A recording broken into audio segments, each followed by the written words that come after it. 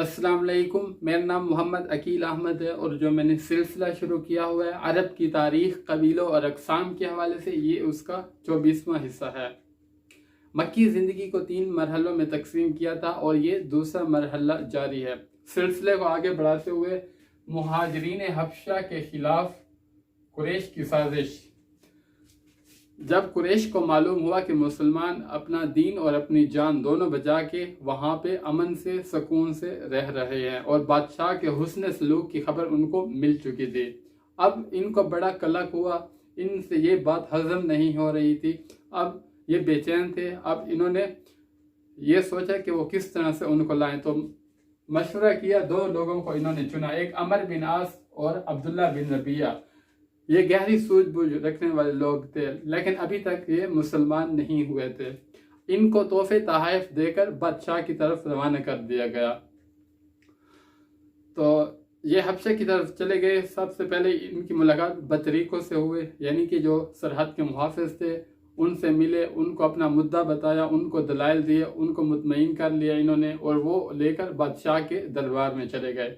बादशाह के पास चले गए तो ये भी खड़े थे बतरीके, और उन्होंने अपना मुद्दा पेश किया। तो उन्होंने कहा बादशाह सलामत से कि ए बादशाह सलामत, कुछ लोग हमारी कौम के नादान न समझ अपनी कौम का दीन छोड़ दिया और आपके दीन में भी दाखिल नहीं हुए, लेकिन आपके मुल्क में मौजूद हैं, और उनके जो बड़े हैं कौम वाले, वालिदैन, चचा वगैरह, और उनके कबीले वाले, कुंबे वाले, उन सब की ये दरख्वास्त है कि आप इनको वापस भेज दें।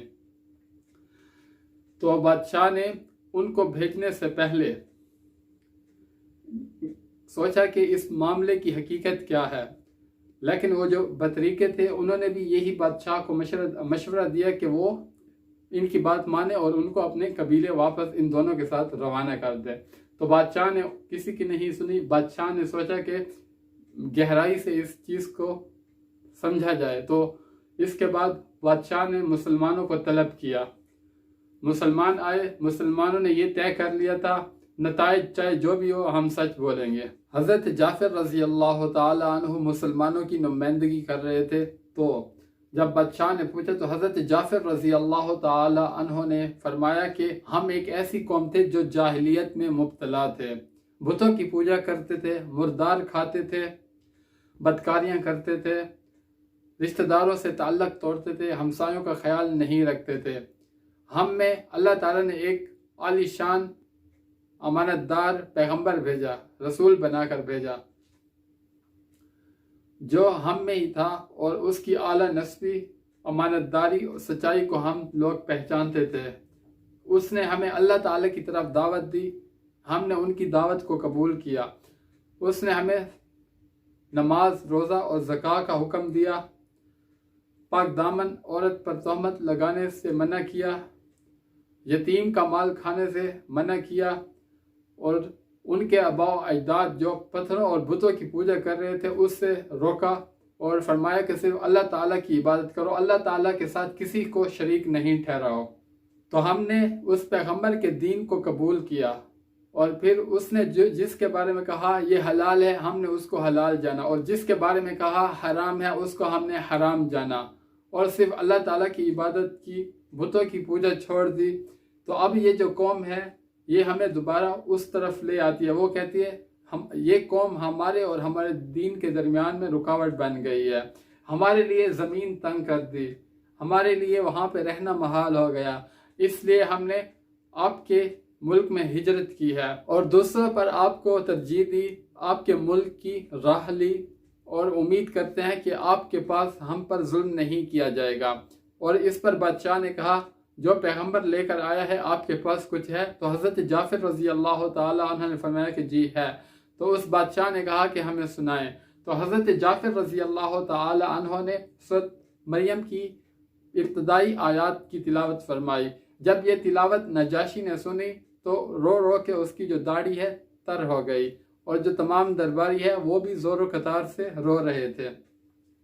तो बादशाह ने कहा ये तो वही है जैसे कि हज़रत ईसा अलैहिस्सलाम पर नाजिल हुआ, ये दोनों एक ही शमादान से लाए हुए हैं।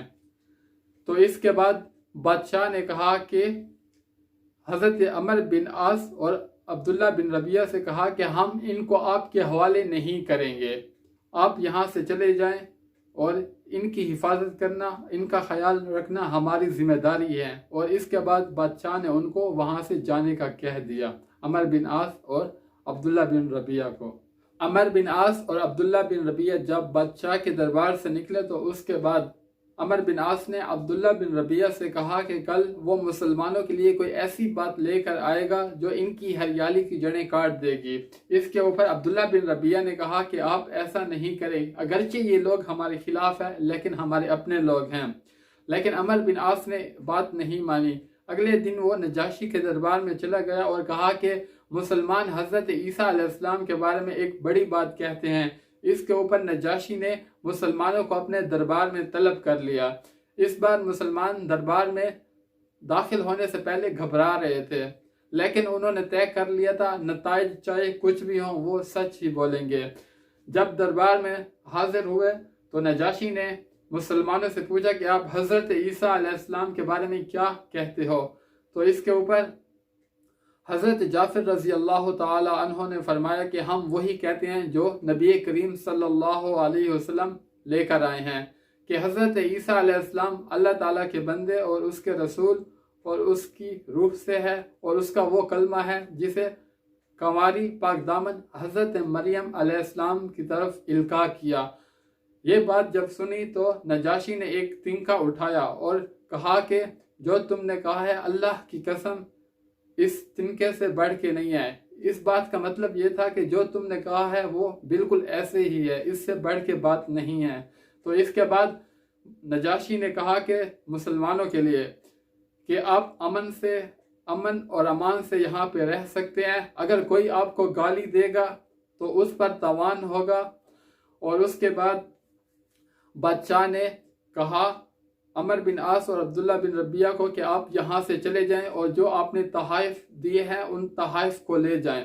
اور اس کے بعد بادشاہ نے کہا کہ میں کسی سے رشوت کیوں لوں، جب اللہ تعالیٰ نے ملک مجھ کو واپس کر دیا بغیر رشوت کے، اور اللہ تعالیٰ نے مجھے نعمتوں سے نوازا، تو میں کسی کو تنگ یا تکلیف کیوں دوں، کسی کو تنگ کیوں کروں یا تکلیف کیوں دوں۔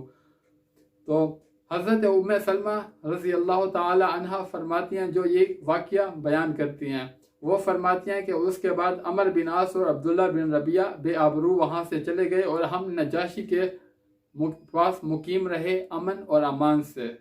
بہرحال مشرکین کی چال ناکام ہو چکی تھی اور ان کو یہ بات سمجھ آ چکی تھی کہ جذبہ عداوت وہ دائرہ اختیار میں ہی کر سکتے ہیں، کسی اور جگہ پہ وہ ایسا نہیں کر سکتے۔